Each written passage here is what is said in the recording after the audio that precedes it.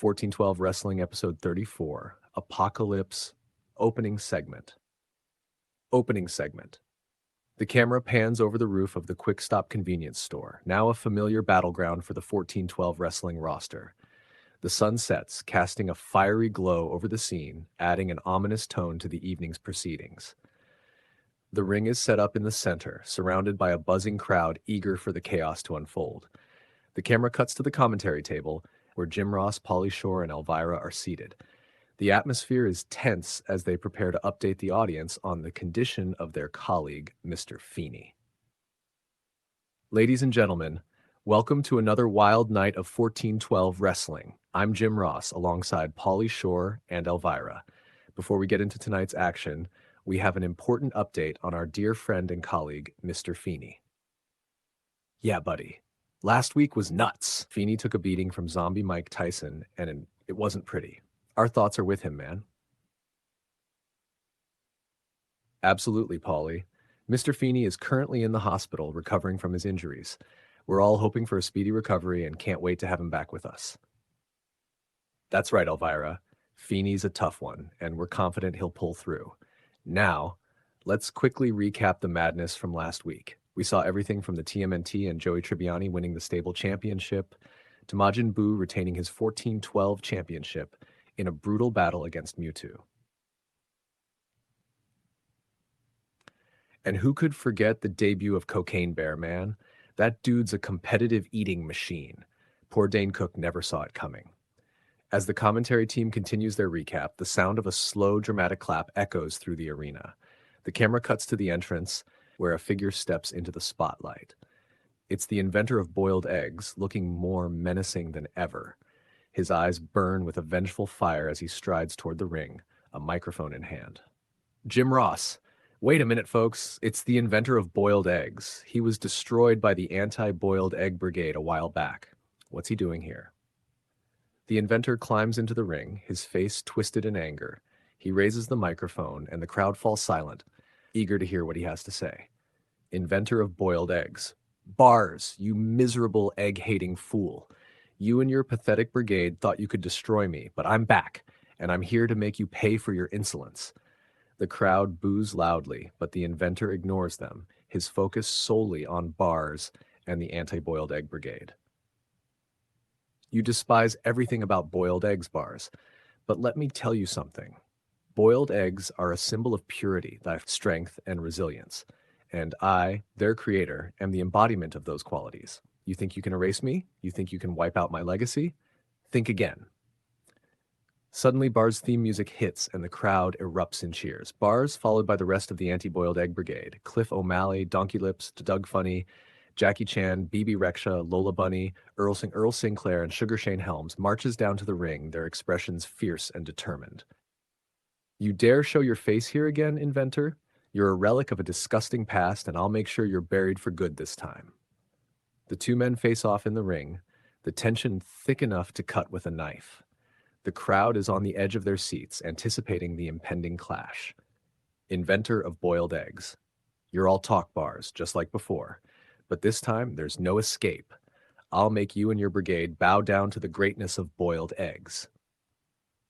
Bars smirks, shaking his head.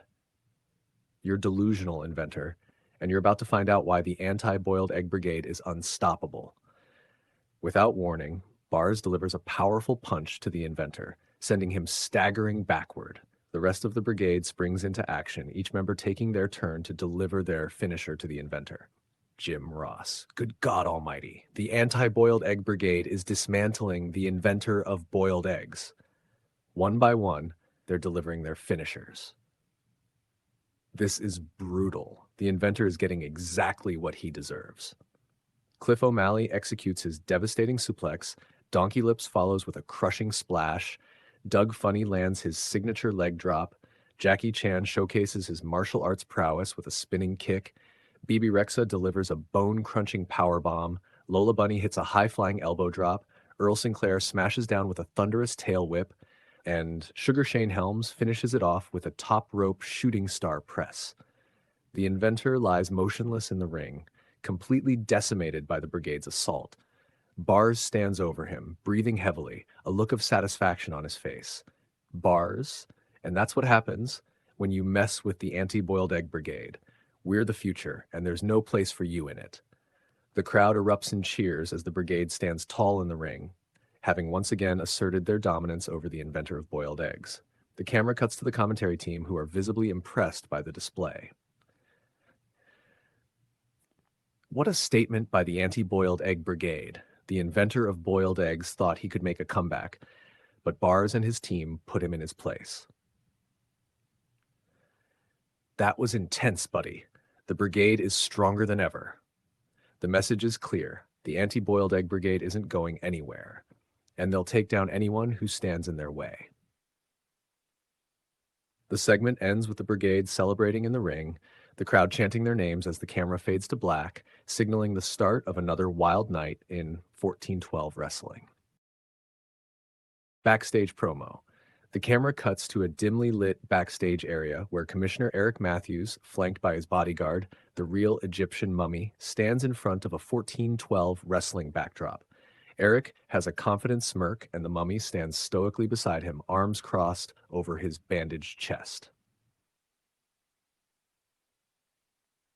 Ladies and gentlemen, welcome to Apocalypse on the Roof. Now, I've been thinking a lot about what makes wrestling so special. It's like cheese in a can. You see, just like wrestling, cheese in a can is something you didn't know you needed until you had it.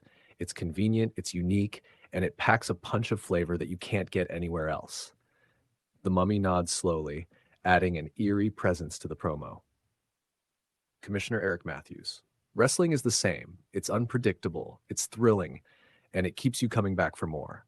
Tonight, we're going to see why 1412 wrestling is the ultimate blend of chaos and entertainment, just like that gooey, cheesy goodness in a can. So sit back, relax, and enjoy the show. The camera fades out, leaving the audience with the strange yet compelling analogy from the commissioner. Segment 1. Match 1, Bars versus the inventor of boiled eggs versus Jeff Jarrett versus John 420 in a with it match with occult weaponry. The camera returns to the rooftop, where the ring is now surrounded by a bizarre assortment of occult weaponry. The crowd buzzes with anticipation as the competitors make their entrances. Folks, get ready for our first match of the night, a with it match with occult weaponry. This is going to be one wild ride. You said it, JR. This match is going to be off the hook, buddy. I can't wait to see what kind of dark magic these competitors will unleash tonight. The match starts with the inventor still feeling the effects of the beatdown he just took. Bars, with a look of intense determination, is ready to continue his mission against the boiled egg menace. The bell rings and chaos erupts instantly. Bars and John 420 immediately clash in the center of the ring. Bars wields a cursed frying pan, its surface etched with strange runes that glow ominously. John 420 swings a shrunken head on a chain, its empty eyes seeming to follow Bars' every move. Look at the intensity. Bars with that cursed frying pan and John 420 with, is that a shrunken head on a chain? Totally gnarly, dude. This is what 1412 wrestling is all about. Elvira, the dark arts are alive and well tonight, gentlemen. The inventor of boiled eggs, though weakened, tries to make his presence known by pelting everyone with enchanted eggs. Each egg bursts on impact, releasing a cloud of noxious smoke that causes confusion and coughing fits among the competitors.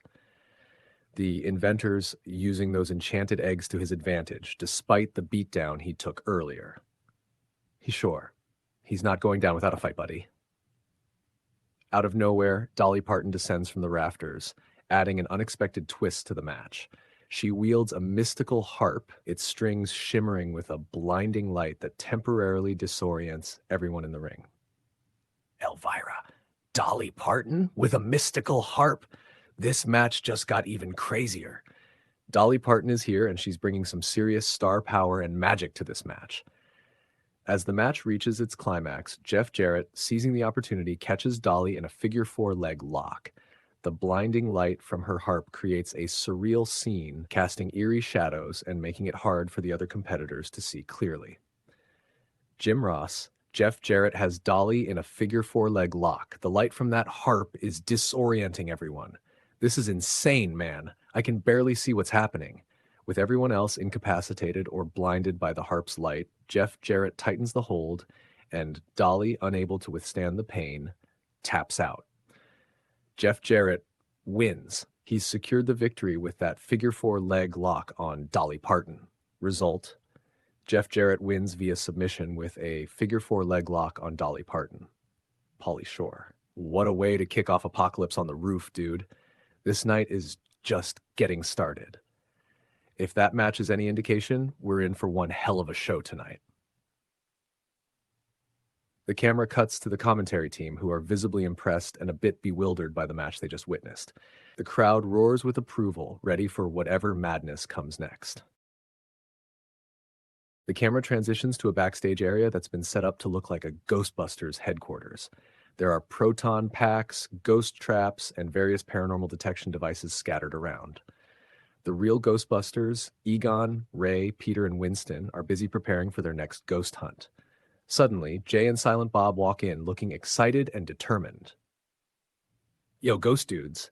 Me and my hetero life mate here want to join the real Ghostbusters. Silent Bob nods enthusiastically, giving a thumbs up. You guys want to join us in ghost hunting? You sure about that? This is serious business. Ghost hunting requires precision, knowledge, and a steady hand. But we could always use more hands on deck, right? Maybe we give them a trial run? All right, but don't say we didn't warn you. Jay and Silent Bob are handed proton packs, which they struggle to put on correctly. Jay's pack slips off his shoulder and Silent Bob nearly falls over from the weight. Man, this is heavier than it looks. Silent Bob shrugs, trying to adjust the pack on his back. Okay, let's see what you got. Try to capture that ghost over there.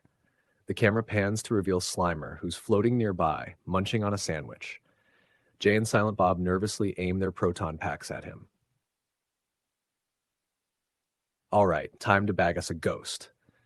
They fire their proton streams, which go wildly off target, hitting various equipment and causing sparks to fly. The Ghostbusters duck for cover, watching in disbelief. Careful with those. You're crossing the streams.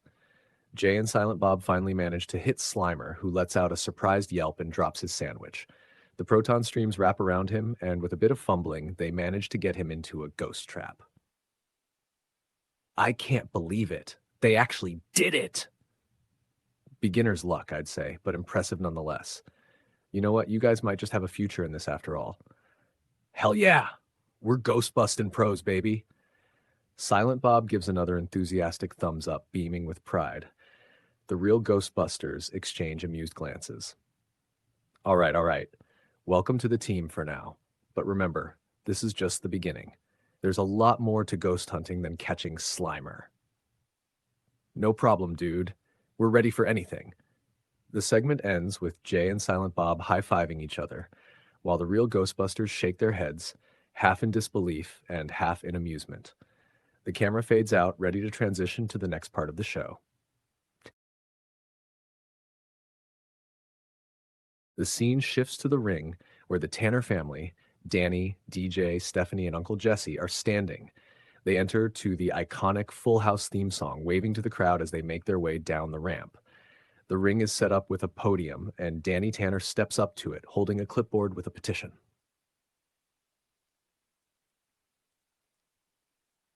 Ladies and gentlemen, we are here today to take a stand for family values. We need to protect our children and our community from the dangers of marijuana. It's a gateway drug, and we cannot allow it to infiltrate our lives and corrupt our youth. The crowd gives a mixed reaction, with some cheering for the Tanners and others booing their message. Danny holds up the petition, gesturing for people to sign it. Join us in our mission to ban marijuana from this building and keep our community safe. Before he can continue, the lights dim and the sound of Pantychrist by Dana Dentata blares through the speakers. John 420 and the Minotaur storm out from backstage, looking furious. They make their way to the ring, and John 420 grabs a microphone. This is why Full House is on the list. Marijuana is not a gateway drug. It's a medicinal and recreational herb that has helped countless people.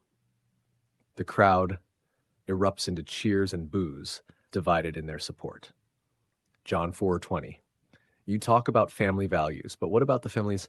But what about the families torn apart by the criminalization of marijuana? What about the people who rely on it for pain relief and anxiety? Your narrow-minded crusade is outdated and harmful. The Tanners look taken aback, but Danny stands firm, stepping forward to respond. Danny Tanner. We understand that people have different views, but our concern is the safety and well-being of our children and our community. We can't ignore the risks.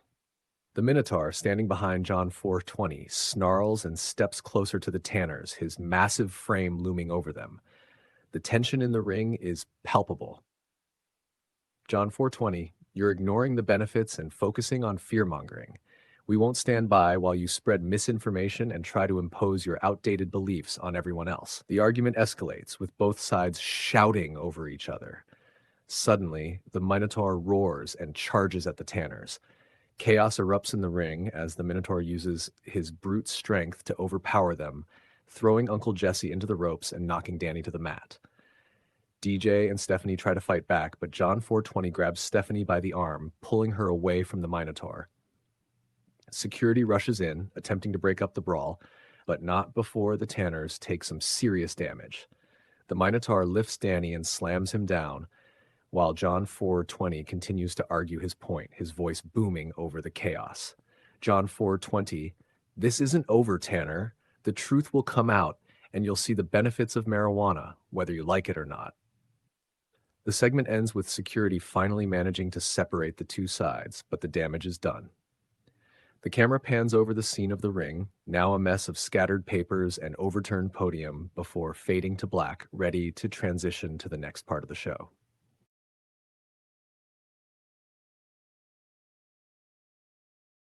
The scene transitions to the ring, where the angry video game nerd's theme music blares through the speakers. He makes his entrance, storming down the ramp with a furious expression, a Nintendo controller in one hand and a copy of Dr. Jekyll and Mr. Hyde in the other. He climbs into the ring and grabs a microphone, waving the game in the air. Ladies and gentlemen, this is it. The absolute worst game ever made. This piece of garbage has haunted me for years, and tonight I'm here to put it to rest once and for all. The crowd roars in agreement, many of them holding up their own signs condemning the game. The nerd paces around the ring, ranting about the game's flaws and how it symbolizes everything wrong with video games from that era. It's unplayable. It's frustrating. It's an insult to gamers everywhere.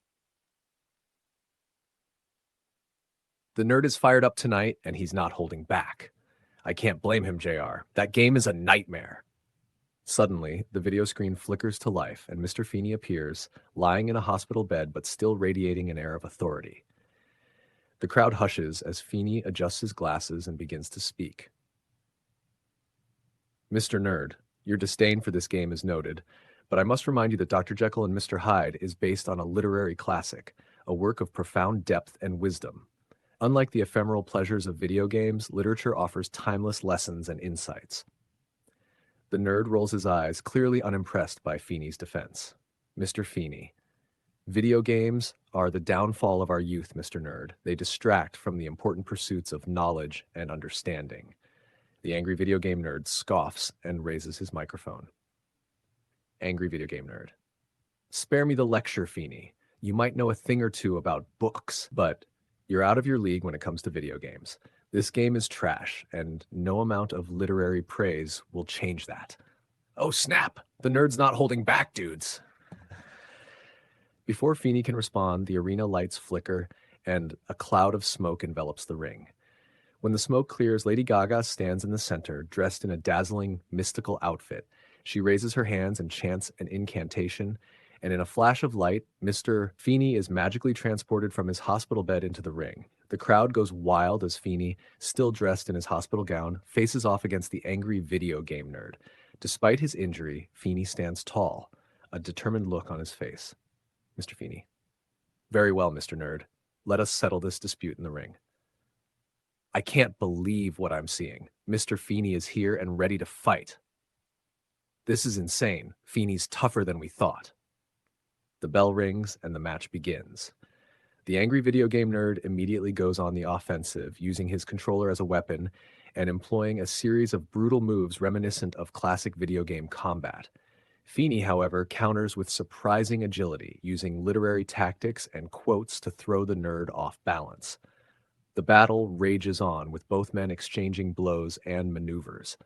The nerd swings the game cartridge like a club, while Feeney recites passages from Dr. Jekyll and Mr. Hyde to disorient his opponent. The crowd is on the edge of their seats, captivated by the unusual and intense confrontation. This is a clash of cultures, folks. Video games versus literature, and it's anyone's match. Feeney's got some serious moves. Who knew the old guy had it in him? As the match reaches its climax, neither man seems to gain a clear advantage. The nerd's relentless attacks are matched by Feeney's cunning and resilience. Lady Gaga, still at ringside, watches with a bemused smile, clearly enjoying the spectacle she has created. Finally, the bell rings to signal the end of the match, but there is no clear winner. The nerd and Feeney stand facing each other, both battered and bruised but unyielding. The crowd erupts into cheers, appreciating the hard-fought contest. All right, Feeney, you've got guts. I'll give you that. Mr. Feeney and you, Mr. Nerd, have passion. Perhaps there is something to be learned from both our worlds. It's a draw, but I think both of them earned each other's respect tonight. With a mutual nod of respect, the two men leave the ring, the crowd still buzzing with excitement. The camera cuts to the commentary team, who discuss the unexpected turn of events before transitioning to the next segment. The ring is still buzzing from the unexpected match between the angry video game nerd and Mr. Feeney. As the commentators are about to transition to the next segment, the unmistakable figure of Dave Meltzer storms down the ramp, clearly agitated. He slides into the ring and grabs a microphone, pacing back and forth as the crowd watches in anticipation. All right, I've had enough. Where is the real wrestling on this show?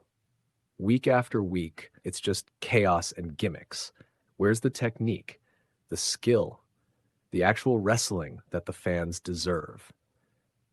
Oh boy, Dave Meltzer's got a bone to pick with 14-12 wrestling. He's not wrong, JR. We've seen everything but a traditional wrestling match tonight.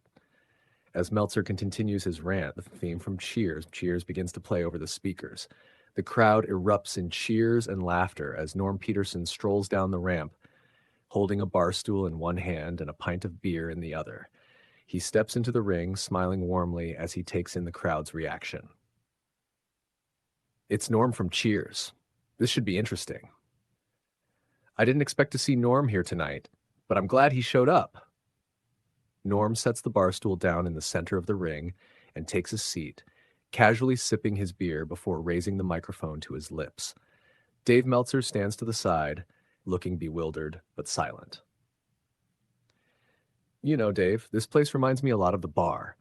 It's chaotic, full of characters, and you never know what's going to happen next. The crowd chuckles and applauds, appreciating Norm's laid-back demeanor and the comparison to his iconic bar. But just like Cheers, it's a place where everyone knows your name, and that's something special. The camaraderie, the drama, the unexpected moments, that's what makes both Cheers and 14-12 wrestling so memorable. Jim Ross. Norm's got a point there. This show might be wild, but it's certainly entertaining. Elvira. And isn't that what wrestling is all about, JR? Entertainment. Norm takes another sip of his beer, looking around the ring with a fond smile. Sure, we might not have the traditional wrestling you're looking for, Dave, but we have heart. We have stories that keep people coming back, just like they did at Cheers. So why not sit back, relax, and enjoy the show for what it is, a place where you're always among friends. The crowd gives a standing ovation, clearly moved by Norm's heartfelt words. Dave Meltzer, still standing awkwardly to the side, seems unsure of what to do next. Norm just dropped some serious wisdom, but why is Dave still standing there? I think he's supposed to leave, but it looks like he's sticking around. Norm stands up, raising his glass to the audience, who cheer loudly in response. Meltzer slowly lowers his microphone, looking a bit sheepish as he realizes the impact of Norm's words. The two men share a brief, respectful nod before Norm exits the ring, leaving Meltzer standing alone, still visibly conflicted. Well, that was something. Norm might have just changed Meltzer's mind, at least a little. I hope so, JR. Sometimes you just need to appreciate the show for what it is. The camera cuts back to the commentary team as they prepare to introduce the next segment, leaving Meltzer to awkwardly exit the ring. The camera cuts back to the ring where Dave Meltzer is still awkwardly standing, having not left since his interruption in the previous segment. The crowd's murmurs grow louder as the ring announcer tries to move on with the show. Well, folks, it looks like Dave Meltzer is still here. This is quite the unusual situation. I think he's trying to make a point, JR, but he's certainly in the way. Man, this is getting awkward. Someone should help him find his way out.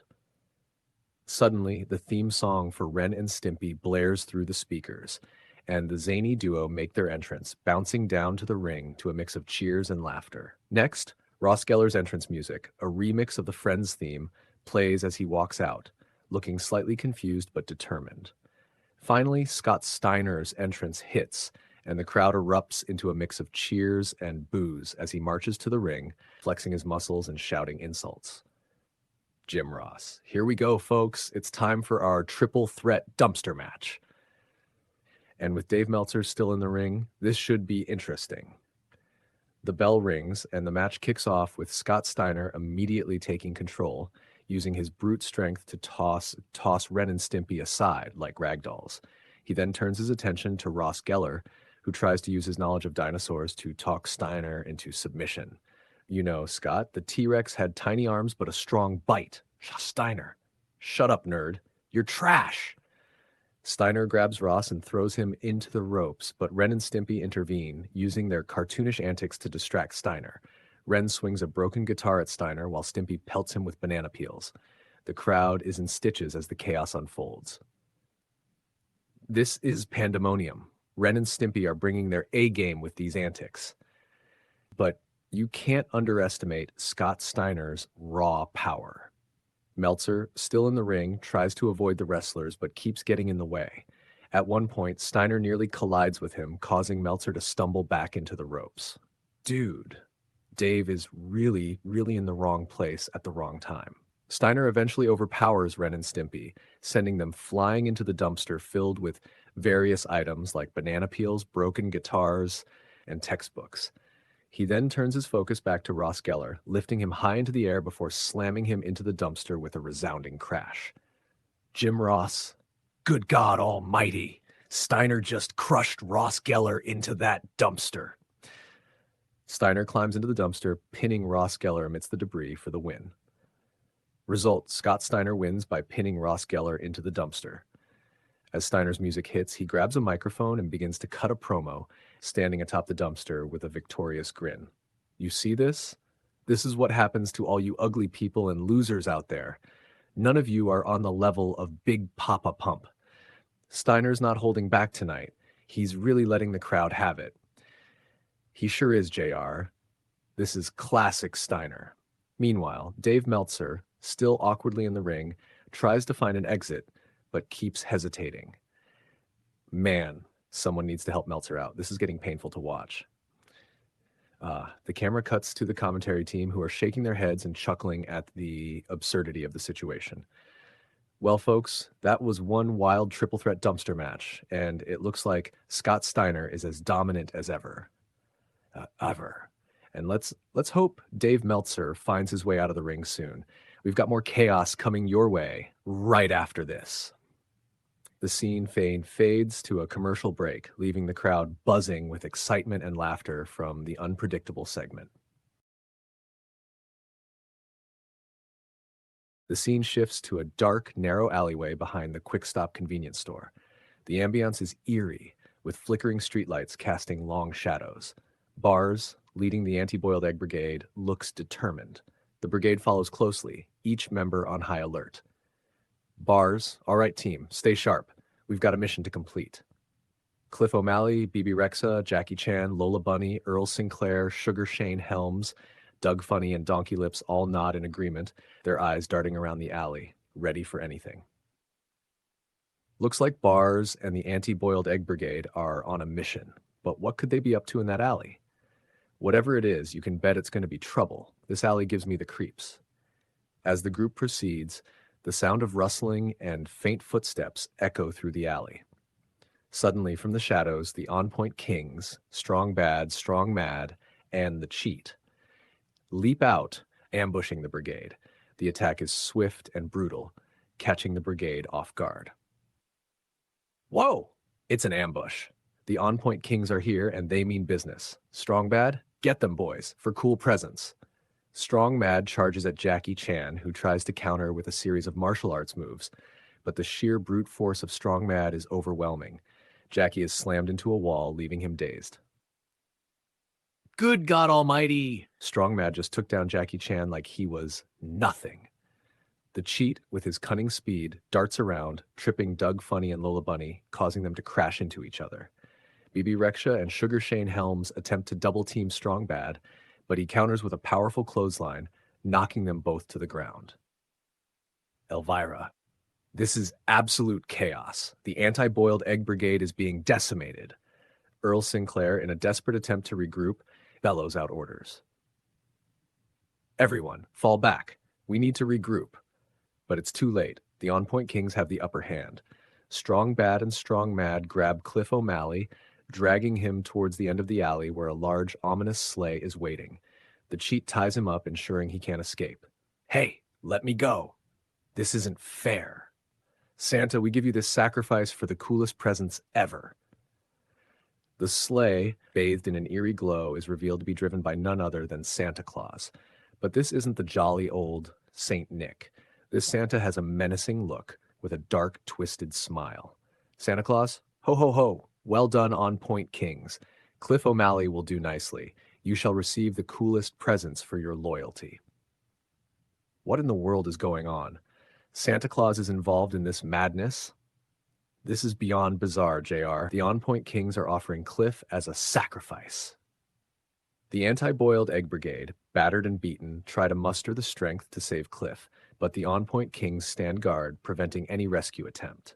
Santa Claus waves his hand and the sleigh begins to move, with Cliff O'Malley struggling and shouting for help. Bars.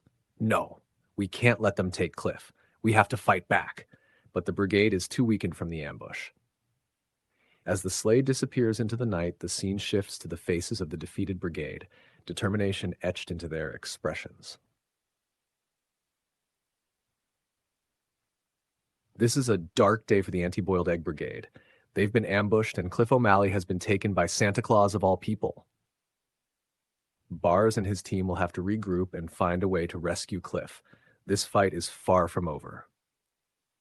Man, this is getting crazier by the minute. I can't wait to see what happens next. The camera pans out, showing the entire brigade as they vow to rescue their kidnapped comrade.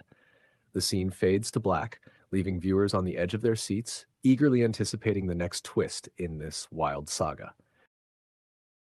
Divas Championship. Katharine Isabelle versus Ariana Grande versus Lady Gaga. The arena lights dim as Ariana Grande's music hits, and she makes her way to the ring with a confident smirk, her outfit sparkling under the lights. The crowd erupts in cheers. Next, Lady Gaga's theatrical entrance captivates the audience, complete with a mesmerizing light show and her signature eccentric fashion. Finally, Katharine Isabelle, the reigning Divas champion, steps into the ring, exuding confidence and determination. Ladies and gentlemen, this is one of the most anticipated matches of the night. The Divas Championship is on the line, and it's going to be a magical showdown. You're not kidding, JR. We've got Ariana Grande and Lady Gaga, both known for their magical abilities, challenging Katharine Isabelle, who has a few tricks up her sleeve as well. This is going to be wild, dudes. Can't wait to see what kind of magic these ladies bring to the ring. The bell rings, and the match begins with Ariana and Gaga immediately targeting Katharine. They exchange quick glances before launching a coordinated, magical assault. Ariana conjures a whirlwind of sparkling stardust, aiming it at Katharine, while Gaga creates a shimmering force field around herself. Ariana and Gaga working together here, at least for now, trying to take down the champion. Katharine counters with impressive agility, dodging the stardust and charging at Gaga, breaking through the force field with sheer force. The impact sends Gaga stumbling back, and Katharine seizes the moment, delivering a powerful suplex. Elvira, Katharine Isabelle showing why she's the champion, taking on both challengers head-on. The match continues with high-flying maneuvers and spellbinding attacks. Ariana performs a gravity-defying moonsault, landing perfectly on Katharine. Gaga follows up with a series of acrobatic kicks, displaying her unique blend of athleticism and magic. Pauly Shore, these ladies are giving it their all. It's like watching a magical circus, man. As the match reaches its climax, Katharine Isabelle finds herself caught in a submission hold by Ariana. Ariana's grip tightens, and it looks like Katharine might tap out. But then, in a stunning twist, Katharine's eyes glow a fierce yellow. She transforms into a werewolf for the first time in 1412 wrestling history. The crowd gasps in awe and shock. My God, Katharine Isabelle has transformed into a werewolf. I've never seen anything like this in my entire career. Talk about unleashing the beast. Ariana Grande is in serious trouble now. With her newfound strength, Katharine overpowers Ariana, breaking free from the submission hold. She then bites Ariana's arm, causing Ariana to scream in pain. The referee, bewildered but bound by the rules, calls for the bell as Ariana taps out. Result: Katharine Isabelle retains the Divas Championship by submission. Katharine, still in werewolf form, stands victorious in the ring, her title held high. The crowd is on their feet, chanting her name. Ariana clutches her arm, retreating with a mix of pain and astonishment, while Lady Gaga watches with a look of respect and intrigue. Jim Ross, what an incredible match. Katharine Isabelle has shown us a whole new level of dominance tonight. Absolutely, JR. Ariana and Gaga put up a great fight, but Katharine's transformation sealed the deal. Totally gnarly, man. That was epic. Katharine Isabelle is on a whole new level. The scene fades with Katharine howling triumphantly, her championship glinting in the spotlight as the audience continues to cheer for the reigning Divas champion. Laser Gun Surfing Battle Championship, Guy vs. Marvin the Martian, C versus Psycrow. The scene transitions back to the roof of the Quick Stop convenience store, which has been transformed into a high-stakes laser gun surfing arena.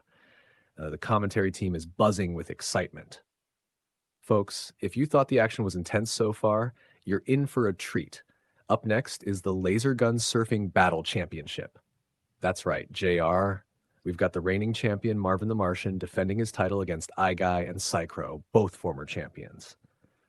This is going to be so gnarly. Laser guns, surfing, and chaos. What more could you ask for? Marvin the Martian makes his entrance first, riding his laser-powered surfboard with ease and precision. The crowd cheers as he shows off some impressive moves. Psycrow follows, his alien form slithering smoothly as he readies his board. Finally, Guy appears, his numerous eyes darting around, giving him a unique advantage in spotting incoming attacks. The bell rings and the competitors launch into action, surfing across the rooftop arena and firing their laser guns at each other. Guy's multiple eyes allow him to dodge attacks from both Psycrow and Marvin. Look at Guy go! Those eyes are giving him an incredible advantage in this match. He's dodging lasers like it's nothing. Marvin and Psycrow better step up their game. Marvin uses his Martian technology to create holograms, confusing his opponents. Psycrow counters with a barrage of rapid-fire lasers, but Guy weaves through the chaos, returning fire with pinpoint accuracy. The crowd is on the edge of their seats as the battle intensifies. This is insane, dudes. Guy is like a laser-dodging ninja. The climax of the match sees all three competitors performing gravity-defying stunts. Guy executes a stunning maneuver, flipping over Psycrow and Marvin while firing his laser gun, hitting both of them squarely. Marvin and Psycrow crash to the rooftop, their surfboards skidding away. My God, Guy with an unbelievable move. Marvin and Psycrow are down. What a display of skill. Guy might just reclaim the championship here. Guy lands gracefully and stands tall as the referee counts out Marvin and Psycrow, declaring Guy the new laser gun surfing battle champion. Result: Guy wins the laser gun surfing battle championship. The crowd erupts in cheers as Guy is handed the championship belt. Before he can celebrate, the random kid managed by Bobby Heenan runs out with a bottle of Gatorade.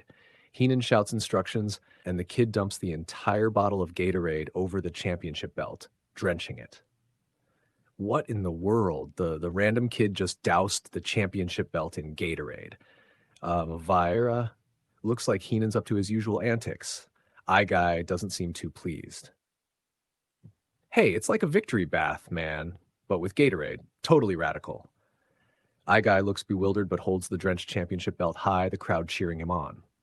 The scene fades out with the commentary team reflecting on the night's wild events so far. Jim Ross. What a night we've had, folks. And there's still more to come.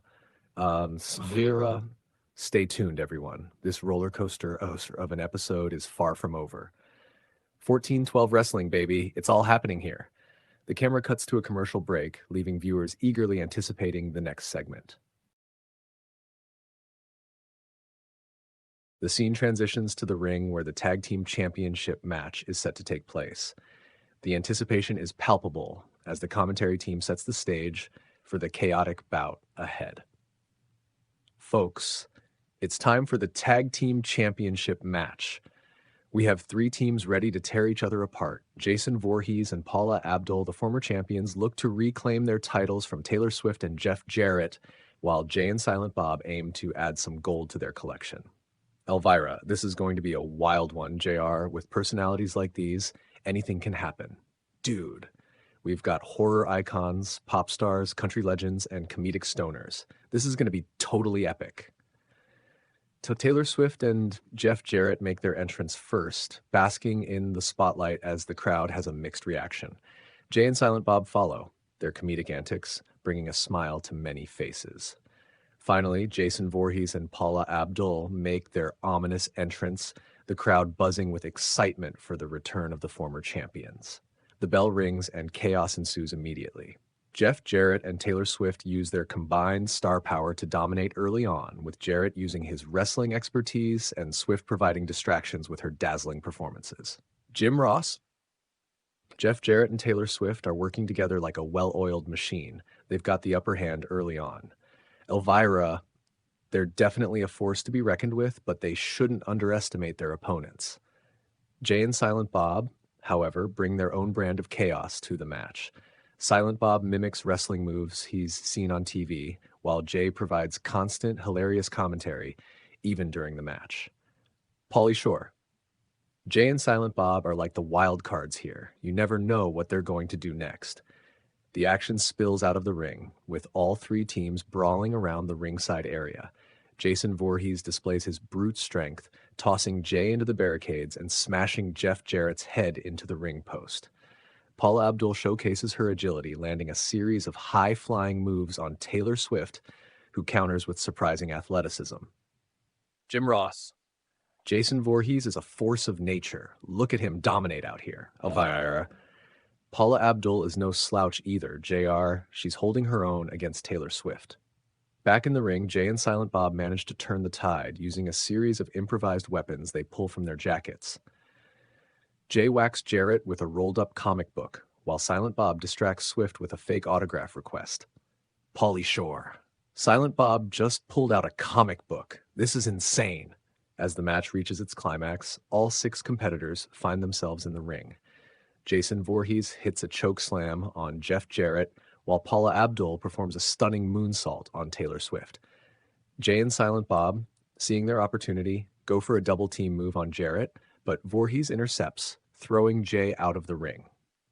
Jason Voorhees and Paula Abdul are unstoppable right now.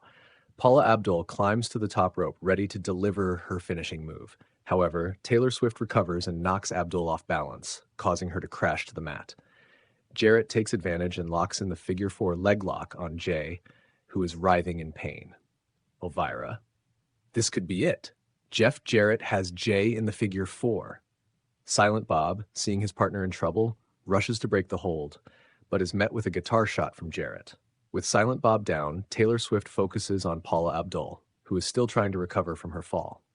In a stunning turn of events, Jason Voorhees grabs Jarrett and delivers a devastating powerbomb, breaking the hold on Jay. Paula Abdul, with a burst of energy, springs back into action and hits Taylor Swift with a spinning heel kick. Jim Ross. What a reversal.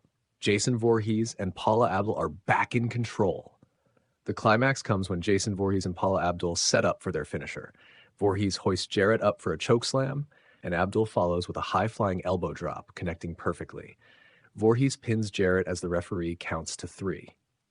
Result: Jason Voorhees and Paula Abdul win back the tag team championship by pinfall. They've done it. Jason Voorhees and Paula Abdul are the new tag team champions. Totally radical. They were the previous champs and now they're back on top. As Jason and Paula celebrate in the ring, Jeff Jarrett begins to stir. He glares at Taylor Swift, who is trying to recover in the corner. The crowd senses tension as Jarrett grabs his guitar. Jim Ross. Uh-oh, what's this? Jeff Jarrett doesn't look happy. Jarrett yells at Swift, accusing her of laughing at him when John 420 put the joint out on his face last week. Swift tries to apologize, but Jarrett's rage takes over. He smashes the guitar over Swift's head, leaving her lying in the ring. Elvira, what a betrayal! Jeff Jarrett just turned on Taylor Swift. Dude, that was harsh, but I guess that's wrestling for you. Jason Voorhees and Paula Abdul stand tall with their newly regained titles as the crowd reacts to the shocking turn of events. The camera cuts to the commentary team, who are in disbelief over what just transpired. What a night, folks. We've seen it all. Betrayals, championships changing hands, and pure chaos. Stay tuned, because 1412 wrestling is far from over. The screen fades to black as the show heads to a commercial break.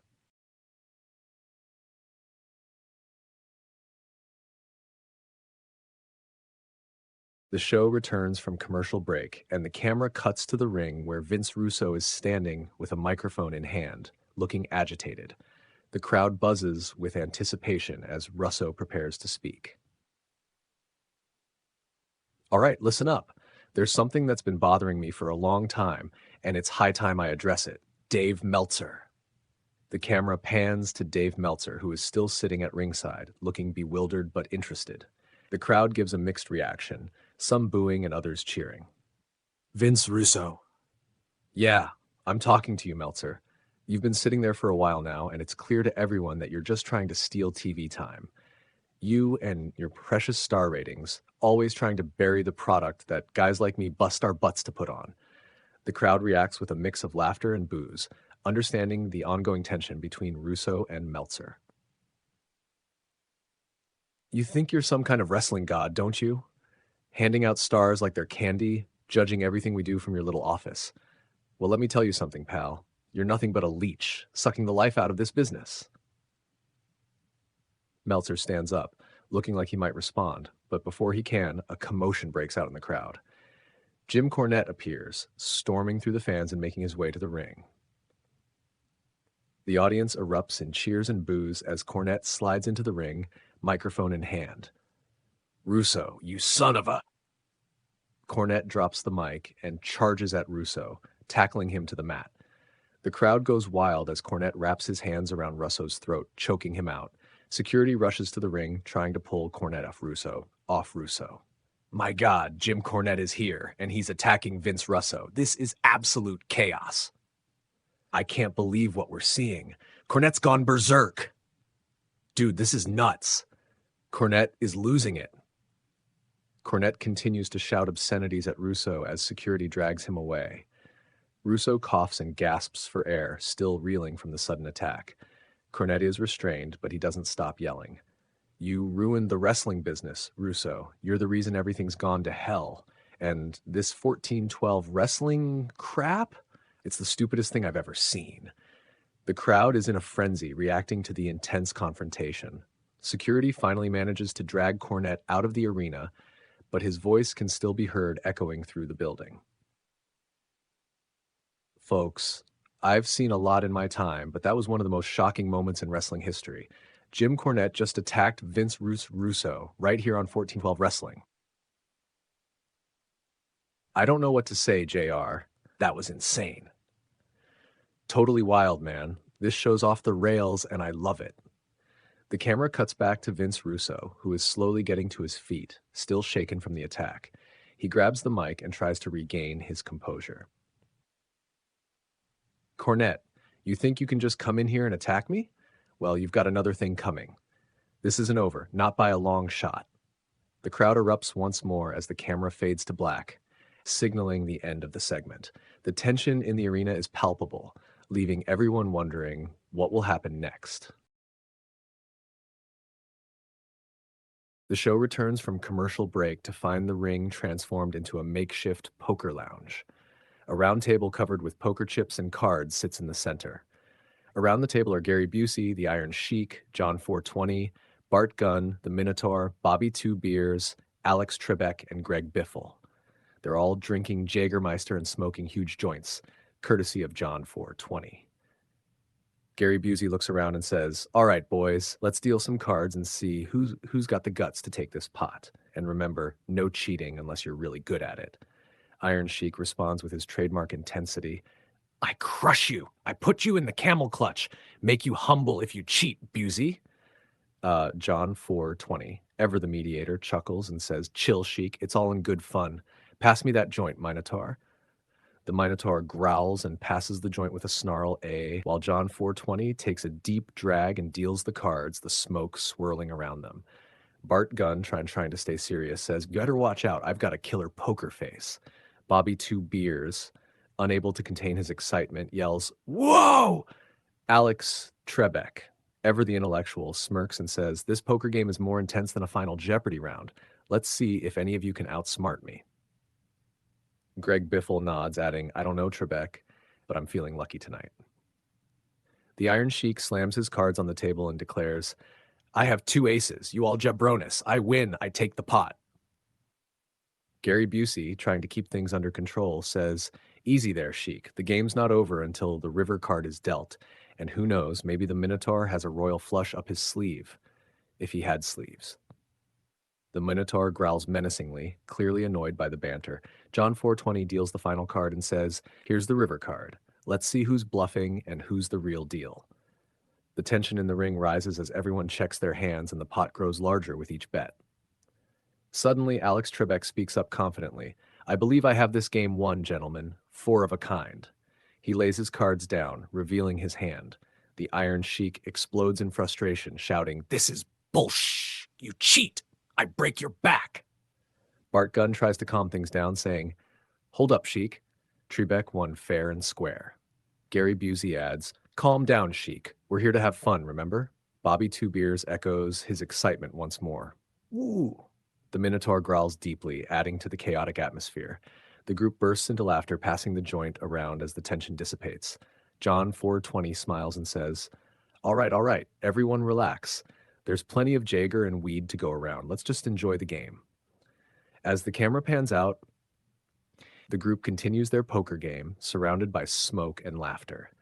The bizarre scene is a perfect snapshot of the wild, unpredictable world of 1412 wrestling. Jim Ross comments, "Well, folks, this is definitely one of the most unique poker games I've ever seen, and only in 1412 wrestling would you find this kind of action." Elvira adds, "I have to say, JR, this is the kind of chaos I live for." Pauly Shore chimes in, "Totally, dude. This is like the ultimate party." The screen fades to black as the laughter and shouts from the ring echo through the arena, leaving the audience wondering what madness will unfold next. Match: Rachel Green versus Ross Geller versus Nails. The lights dim as Rachel Green makes her entrance, looking confident and ready for the match. The crowd cheers loudly for the popular Friends character. Following her, Ross Geller enters to a mixed reaction, still recovering from his earlier clash in the triple threat dumpster match.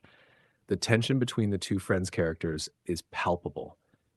Finally, the eerie music of Nails hits, and the menacing ex-convict storms down the ramp, ready to bring chaos.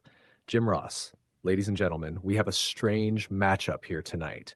Rachel Green and Ross Geller from Friends, and Nails, one of the most dangerous men to ever step into a ring. Elvira, I love a good sibling rivalry, but I don't know how they're going to handle Nails. This is going to be wild, dude. It's like a sitcom nightmare come to life. The bell rings and the match begins.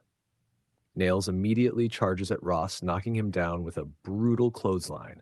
Rachel seizes the opportunity to kick Nails in the back, but the attack has little effect.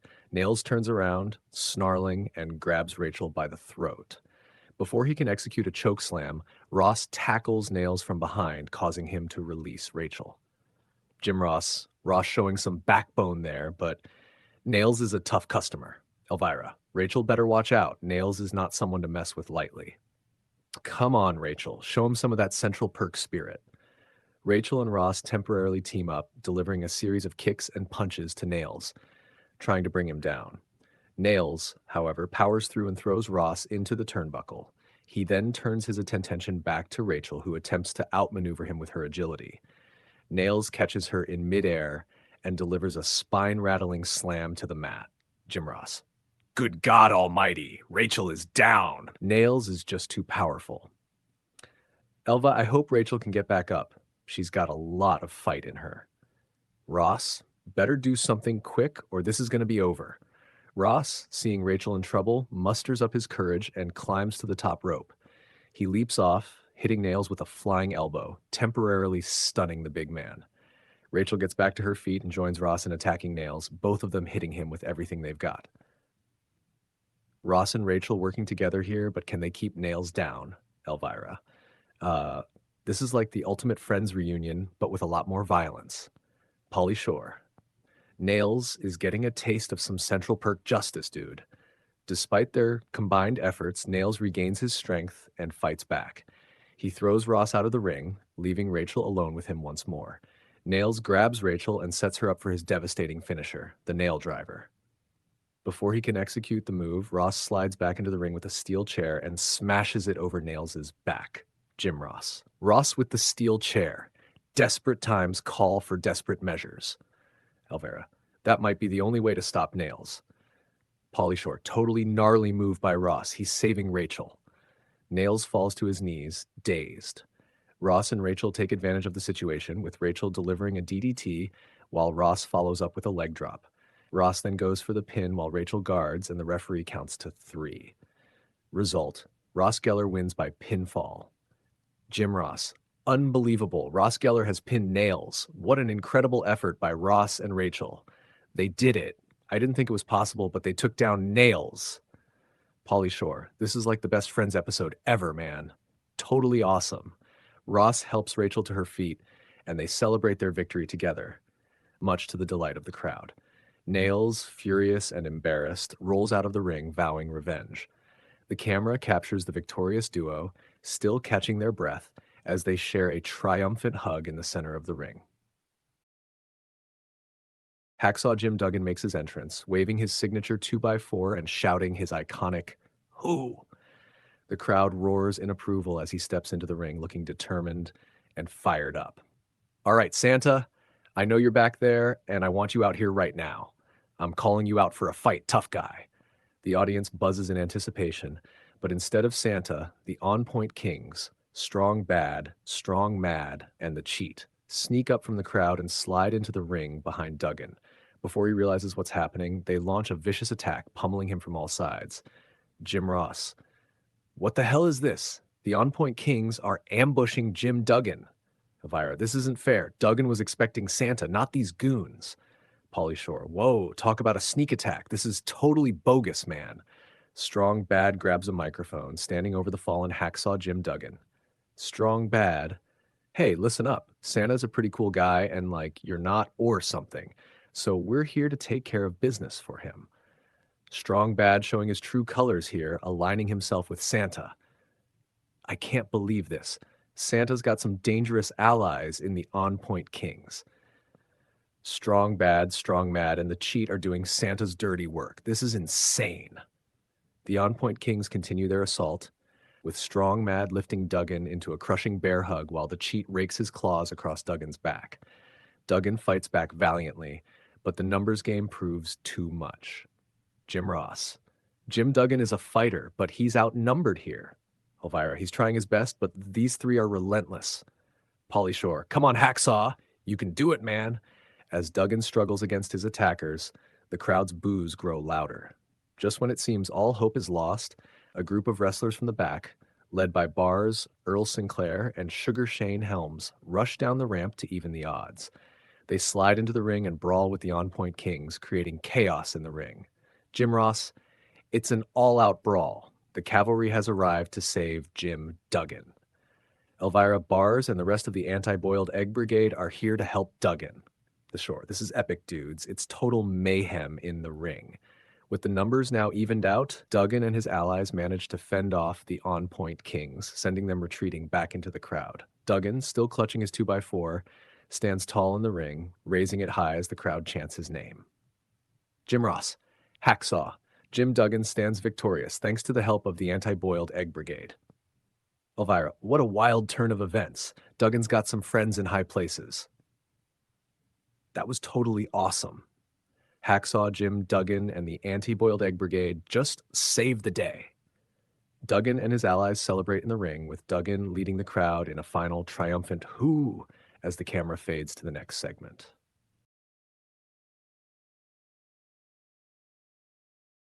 The arena is electric with anticipation as the Stable Championship match is about to begin. The Foot Clan, comprising Shredder, Leonardo, Krang, and Chandler Bing, make their entrance first.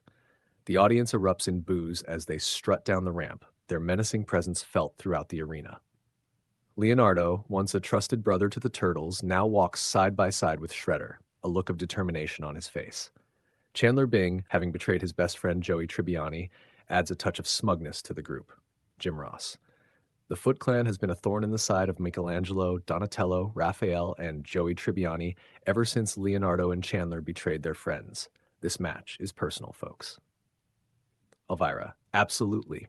JR, there's so much bad blood here, it's bound to be an explosive encounter. Yeah, it's like a major bummer, dude, but it's also going to be totally rad. The Foot Clan stands in the ring, waiting as the lights dim. The crowd's boos turn to cheers as the stable champions, Michelangelo, Donatello, Raphael, and Joey Tribbiani, make their entrance. The Turtles are as ready as ever, with Joey sporting a serious expression, a stark contrast to his usual jovial demeanor. They high-five the fans and roll into the ring, their eyes locked on their enemies. Jim Ross, here come the champions. Michelangelo, Donatello, Raphael, and Joey Tribbiani have fought tooth and nail to keep these titles, and tonight they'll need every bit of that fighting spirit. Elvira, Joey's friendship with Chandler was once unbreakable, but now it's turned into one of the most heated rivalries in 1412 wrestling. Yeah, bras. It's like a soap opera with mutant ninjas and sitcom stars. The bell rings, and the match begins with Raphael and Leonardo facing off. The two former brothers circle each other before locking up in the center of the ring. Raphael gains the upper hand with a series of quick strikes, but Leonardo counters with a sharp kick to the midsection, reminding everyone why he was once a formidable ally. Jim Ross. Leonardo showing why he was such a valuable member of the Turtle team. His skills haven't diminished one bit. Elvira, but Raphael isn't backing down. He's fighting for more than just the titles. He's fighting for family. The action is fast and furious, with each competitor getting their time to shine. Shredder and Michelangelo trade blows, with Michelangelo using his agility to avoid Shredder's brutal attacks. Krang's otherworldly strength proves a challenge for Donatello, but Donatello's intelligence and quick thinking keep him in the match. Joey and Chandler finally come face to face, and the crowd's anticipation peaks. Jim Ross, here we go. Joey Tribbiani and Chandler Bing, former best friends turned bitter enemies, are about to collide. Elvira, you can feel the tension in the air. This is what the fans have been waiting for. Dudes, this is gnarly. It's like they're about to settle the score for everything. Joey and Chandler exchange harsh words before locking up. Chandler tries to use his cunning and underhanded tactics, but Joey's raw emotion and strength keep him in control. Joey delivers a flurry of punches, driving Chandler into the corner. This is for all the times you let me down, Chandler. Chandler Bing. And this is for all the times you annoyed me, Joey. The match continues to escalate, with each team member taking their turn in the ring. High-flying moves, power slams, and submissions are exchanged as the battle rages on. The climax of the match sees all 8 competitors brawling both inside and outside the ring, the crowd on their feet. It's absolute chaos. Bodies are flying everywhere. This is what 1412 wrestling is all about. Pure, unadulterated mayhem. Whoa. This is off the charts, bras. In the final moments, Shredder and Raphael are the legal men in the ring. Shredder sets up for his finishing move, but Raphael counters with a spinning kick. As Raphael prepares to finish Shredder, Leonardo intervenes, but Michelangelo intercepts him with a flying tackle. The distraction allows Joey and Donatello to hit their double-team finisher on Shredder, with Raphael following up with a diving headbutt from the top rope. Raphael with the headbutt. This could be it. Elvira, they're going for the win. Pauly Shore, totally epic, dudes.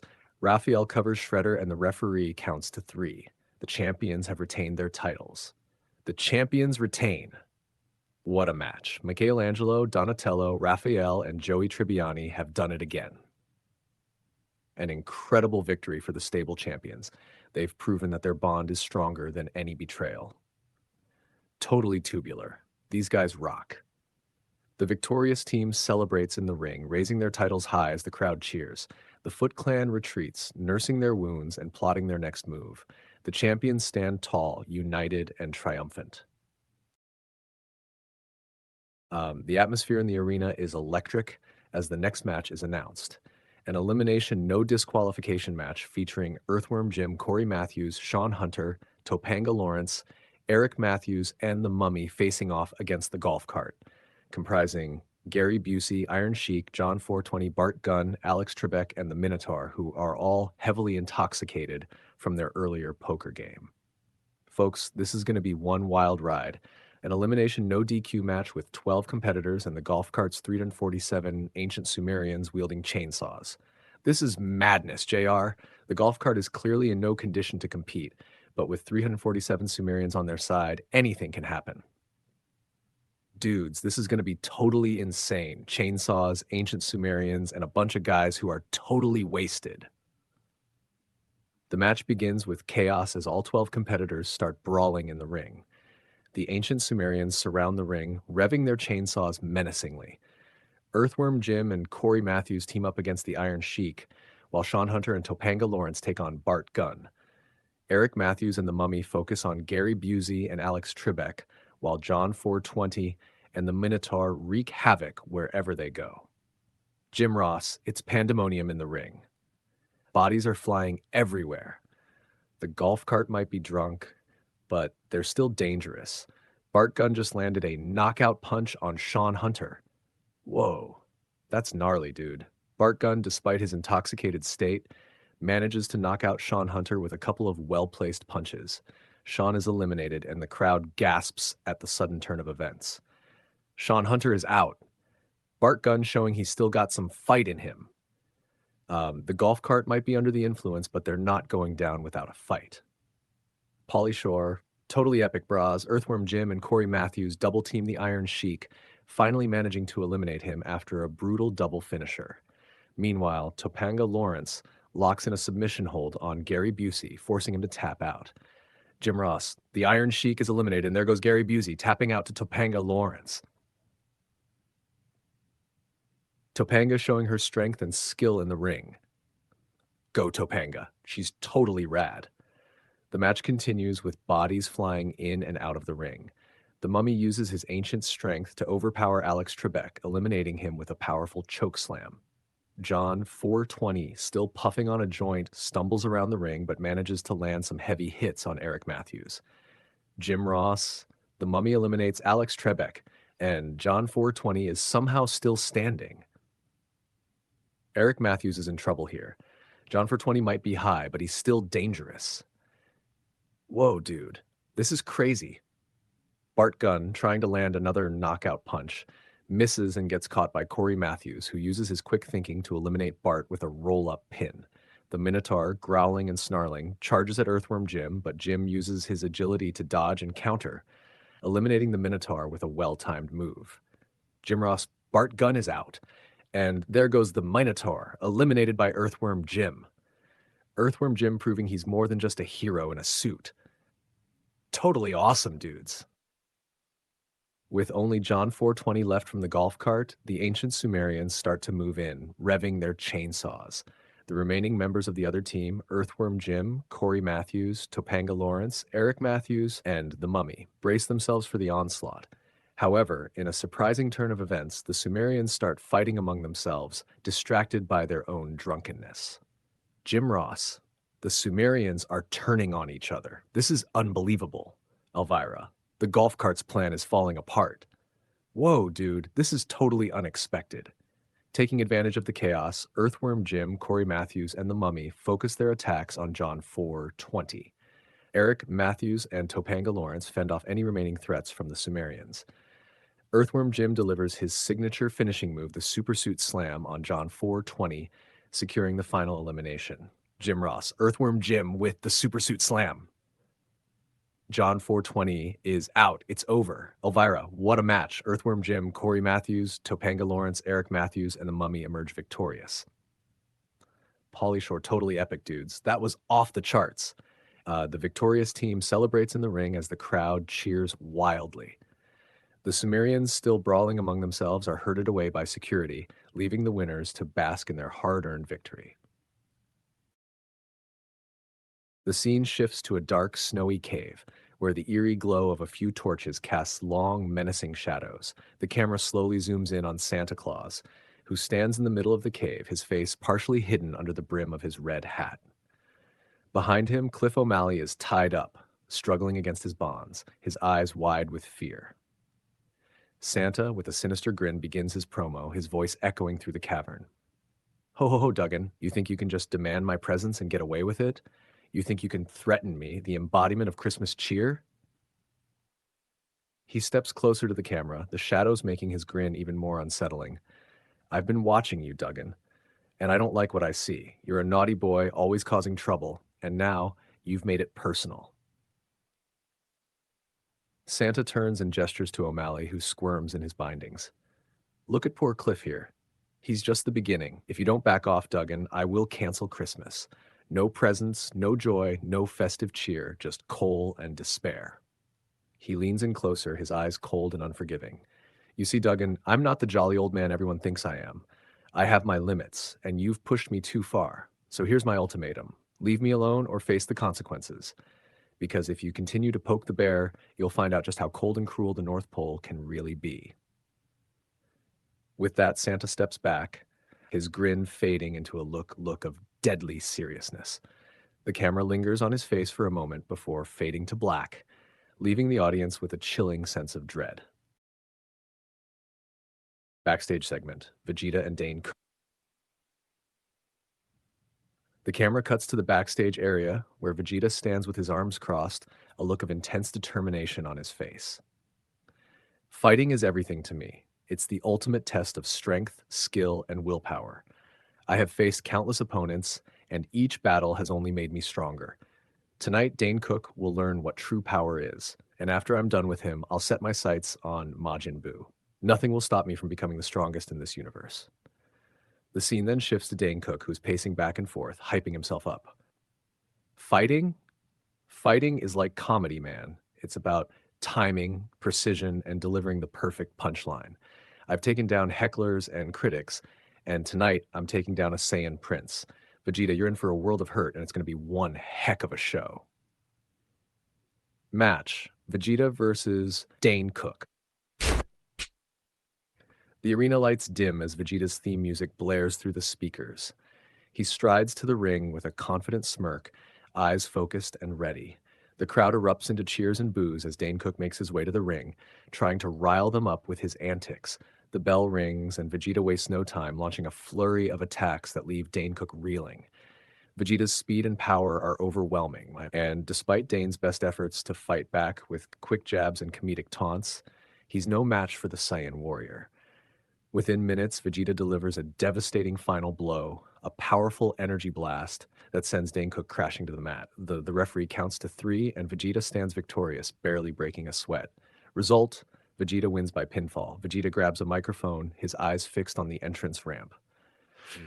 Majin Buu, I demand a title match. Come out here and face me like a warrior. Majin Buu's music hits, and the pink, rotund creature saunters out, looking more bored than intimidated. He grabs a microphone and addresses Vegeta. Vegeta, you're not the number one contender. Boo doesn't feel like fighting you. Boo has a match with zombie Mike Tyson right now. Maybe later, Vegeta. Vegeta glares at Boo, clenching his fists in frustration. As Boo heads towards the ring, the anticipation for his match with zombie Mike Tyson builds, leaving Vegeta to plot his next move to secure his title shot. Match: The Wet Bandits versus Pete and Pete versus Doug Funny and Donkey Lips, accompanied by bars. The Wet Bandits, Harry and Marv, make their entrance, brandishing their usual bumbling confidence. The crowd boos as they stumble their way to the ring. Pete and Pete follow, with both brothers high-fiving fans and showing off their teamwork. Doug Funny and Donkey Lips come out next, with Bars walking behind them, a stern look on his face.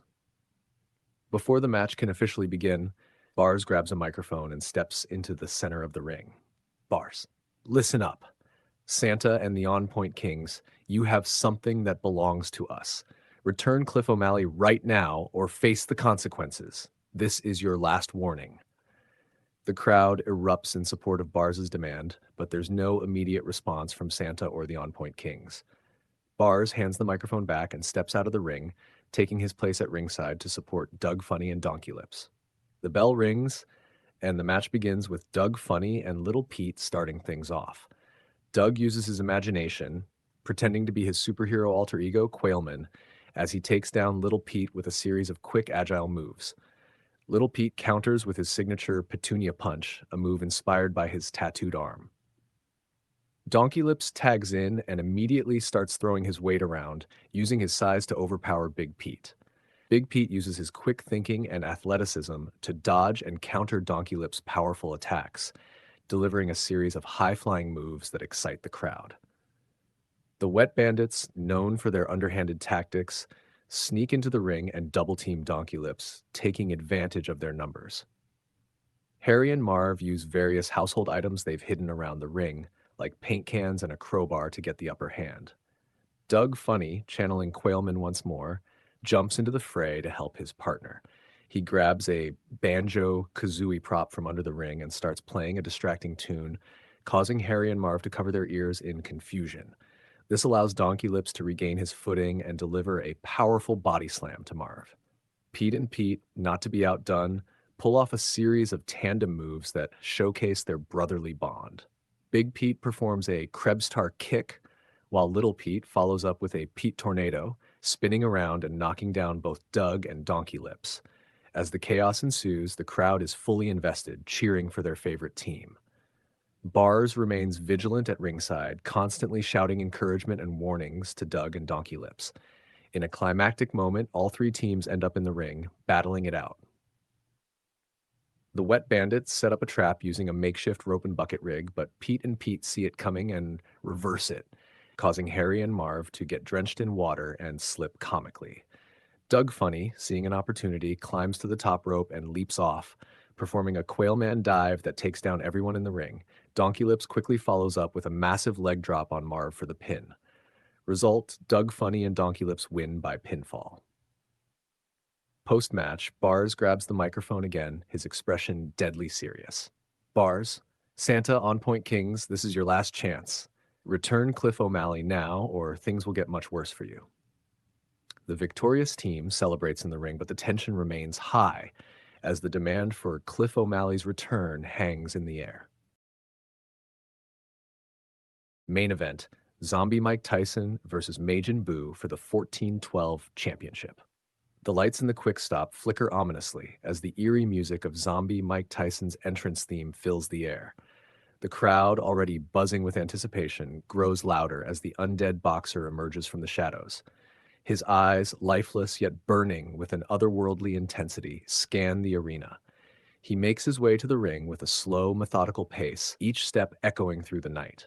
The music shifts to a more playful yet sinister tune as Majin Buu's theme blares through the speakers. The Pink Menace bounds out with a mix of playful energy and malicious intent. Buu dances around, taunting the crowd and his opponent, his movements fluid and unpredictable. As he enters the ring, he and Tyson lock eyes, and the tension is palpable. Gym, ladies and gentlemen, this is it. The main event for the 14-12 championship. We've got Zombie Mike Tyson, one of the most feared competitors in the business, going head-to-head with Majin Buu, the unpredictable powerhouse. Buu's got those crazy magic tricks, man, but Tyson's a zombie. This is going to be gnarly. Elvira. I've seen a lot of bizarre matches, but this one might just take the cake. Hold on to your seats, folks. The bell rings and the match begins with a clash of titans. Tyson charges at Buu, swinging wildly with his infamous power punches.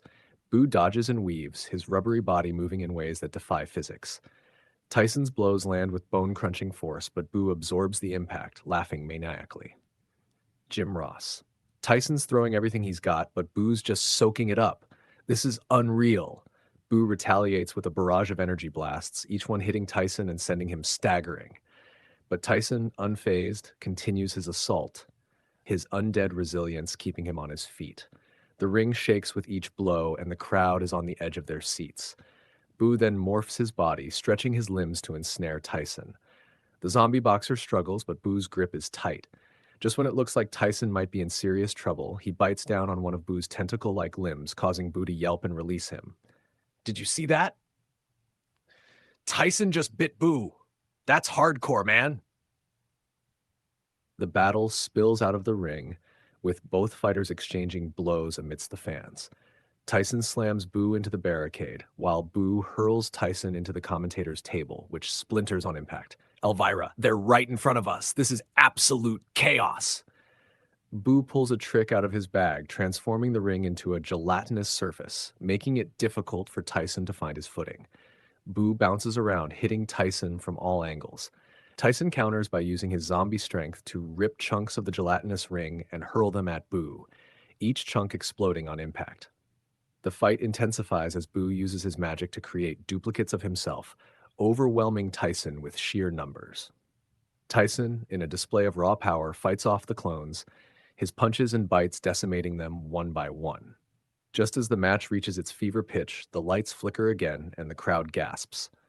Mr. Feeney appears on the stage, his face twisted with uncharacteristic rage. He storms down the ramp, wielding a steel chair. What's Mr. Feeney doing here? This isn't right. Feeney slides into the ring and, without hesitation, swings the chair at Tyson's head. The chair shot echoes through the arena, and Tyson drops to one knee. Feeney continues his assault, brutally attacking Tyson with the chair, each hit more vicious than the last. This is insane! Feeney's lost it. Feeney's attacking Tyson. He's not supposed to be here. The referee calls for the bell, disqualifying Tyson. The crowd erupts in confusion and anger as Majin Buu retains the 14-12 championship due to the interference. Result, Majin Buu retains the 14-12 championship by disqualification. Buu, confused but opportunistic, takes advantage of the chaos to taunt the fallen Tyson. He waves the championship belt in front of Tyson's face before celebrating his controversial victory. Jim Ross. I can't believe what we've just witnessed. Mr. Feeney has cost Tyson the championship. This is madness, dude. Total madness. What a night, and it's not over yet. Who knows what will happen next? As the camera cuts to a commercial, the On Point Kings are seen heading towards the ring. The scene is chaotic, with the crowd buzzing and everyone in the arena on edge. Main event chaos unleashed. The broadcast returns from the commercial break to a scene of impending chaos. The On Point Kings, Strong Bad, Strong Mad, and the Cheat are stalking towards the ring, their eyes locked on Majin Buu, who stands in the center, championship belt draped over his shoulder. The crowd's anticipation builds to a fever pitch as the Kings move closer, ready to pounce on Buu. We're back, folks, and it looks like the On Point Kings have their sights set on Majin Buu. Just as the On Point Kings are about to attack, the Anti-Boiled Egg Brigade bursts onto the scene. Bars leads the charge, flanked by Cliff O'Malley, BB Rexa, Jackie Chan, Lola Bunny, Earl Sinclair, Sugar Shane Helms, Doug Funny, and Donkey Lips. The brigade swarms the Kings, shouting demands for the return of Cliff O'Malley. Bars. Give us back Cliff O'Malley, or face the wrath of the Anti-Boiled Egg Brigade. The ring erupts into chaos as the two factions collide. Punches fly and bodies are thrown across the ring. Strong Bad swings wildly at Doug Funny, while Jackie Chan engages in a high-flying martial arts battle with Strong Mad. The cheat scurries around, causing havoc with his trickery. Jim Ross, it's absolute pandemonium here. The anti-boiled egg brigade and the on-point kings are tearing each other apart. This is like totally insane, bro. Look him go. The ring can barely contain this chaos. Who knows what will happen next? Amidst the brawl, Scott Steiner's music hits and the crowd's roar grows even louder. Steiner storms out, flanked by his two tigers, their menacing growls echoing through the arena. Steiner wastes no time, targeting Mr. Feeney first. He delivers a devastating Steiner recliner, and his tigers leap into the fray, causing everyone to scatter. You're all a bunch of weaklings. No one's safe from Big Papa Pump and his tigers. The tigers lash out, their claws swiping at anything in their path. The on-point kings and the anti-boiled egg brigade are forced to momentarily unite to fend off the feline onslaught. Mr. Feeney, still recovering from his earlier attack on zombie Mike Tyson, is helpless against Steiner's relentless assault. Steiner's gone berserk. He's attacking everyone in sight, starting with Mr. Feeney. Pauly Shore. Those tigers are like totally out of control, man. This is getting dangerous. Someone needs to stop Steiner and his beasts. Dave Meltzer, who has been awkwardly lingering at ringside, stands up and raises his hand. The crowd hushes in confusion as Meltzer dramatically lifts a pen and notepad, scribbling furiously. He then holds up a sign rating the Boo vs. Zombie Tyson match. Jim Ross, what on earth is Meltzer doing now? He's rating the match. Dude's got guts. I'll give him that. 1.5 stars? Oh, Meltzer, you're in for it now. Before anyone can react, Hulk Hogan's theme music blares through the speakers. The Hulkster strides out with purpose, pointing angrily at the ring. Iron Sheik, get out here right now and face the consequences for ruining my retirement last week. The golf cart stable, still under the influence from their earlier poker game, emerges from backstage. They're packed into a giant, comically oversized golf cart driven recklessly by Gary Busey. The cart careens down the ramp, barely missing several ring crew members. Look out! The golf cart is heading straight for the ring. Driving. We're doomed. Elvira. This is a disaster waiting to happen. The golf cart crashes into the ring, sending everyone flying. Bars, Strong Bad, Jackie Chan, and even Steiner's Tigers are caught in the mayhem. Boozy, Iron Sheik, John 420, Bart Gunn, Alex Trebek, and the Minotaur pile out, stumbling and laughing. The golf cart just ran over the ring. This is utter chaos. Totally radical, dude, but like dangerous. This is 1412 wrestling at its craziest. Can it get any more wild? As the dust settles, Jim Ross quickly recaps the current champions, his voice barely audible over the roar of the crowd and the chaotic scene in the ring. Jim Ross. Majin Buu retains the 1412 championship. Katharine Isabelle holds the Divas Championship.